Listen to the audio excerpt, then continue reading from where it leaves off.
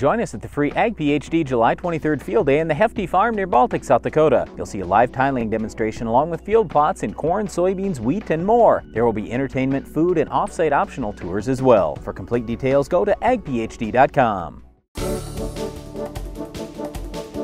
During our Farm Basics time today, we wanted to talk a little bit about the nutrients that are left in a crop after harvest. For example, around the country there's been a lot of wheat harvest going on now. What's left out there? Is it just residue? Is it just trash? What good are those stalks or are those plants that are left out in the field? Well, you know, when we're standing by a cornfield like this where everything's growing, I'm thinking about how many nutrients can I pump into this stalk to try and get a big healthy crop that's going to make good seed for me, and lots of it. But doesn't that go into the seed? Well, that's the thing. A lot of that's going to go into the seed. However, in the fall, when you think about those same stalks, you say, wow, they took all these nutrients in throughout the year. How many of them are really going to be left? Now, by the time you get your stalk dried down a little bit and you get to harvest, a lot of those nutrients are going to disappear. However, there are still plenty of nutrients that are in that stalk that you can look at in a couple of different ways. One, if you're going to be baling stalks up, you're going to say, man, I'm taking a lot of nutrients off the field. We'll debate that today. But also,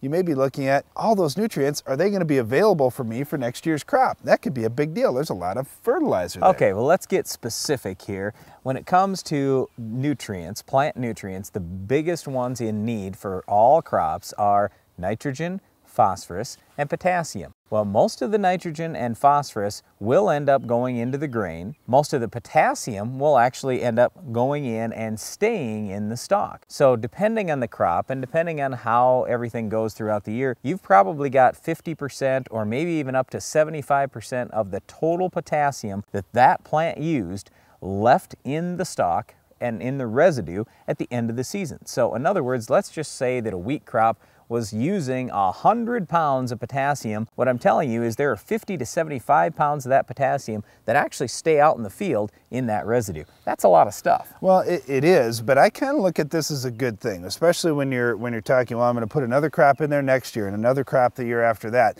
because your soil has tons and tons of nutrients out there, but your plant can't always extract them and bring them up. Once your plant has brought those nutrients up into the stalk, like in the case of potassium, for example, now those nutrients are in a pretty available form where as those stalks decay and as you get some moisture on them and some of the nutrients leach out of those stalks, now those nutrients are in the top few inches of soil and they're readily available for the most part for plants. So I think it's a good thing, and the more crops you have, that's why it could potentially get easier as you raise more crops because you're bringing some nutrients up. That is, of course, if you're putting enough nutrients out there to begin with. Okay, so when you have these stalks and all this residue that's left at the end of the season after the harvest, what will happen is you'll get rain on them, and then that will release some of the nutrients, especially potassium. But also, like Darren said, you need decay, you need breakdown, so you have to have bacterial and fungi activity later on, and then that will release some of those nutrients too. But again, let's go back to baling. How many of the nutrients are you going to take off if you bale those stalks for one purpose or another? Well, it depends on how quickly you're baling the stalks. If you're right behind your harvesting machines and you're baling up that straw immediately, if you haven't had any rain at all on those stalks, chances are there's quite a few nutrients that are still in the stalks that you're going to be taking away. So the best way to test in those cases is by sending in a sample of your stalks to get a nutrient analysis done to find out what's exactly leaving the field. Now, the other side of that is if you could wait, maybe you wait a few weeks or a month or two before you're taking that straw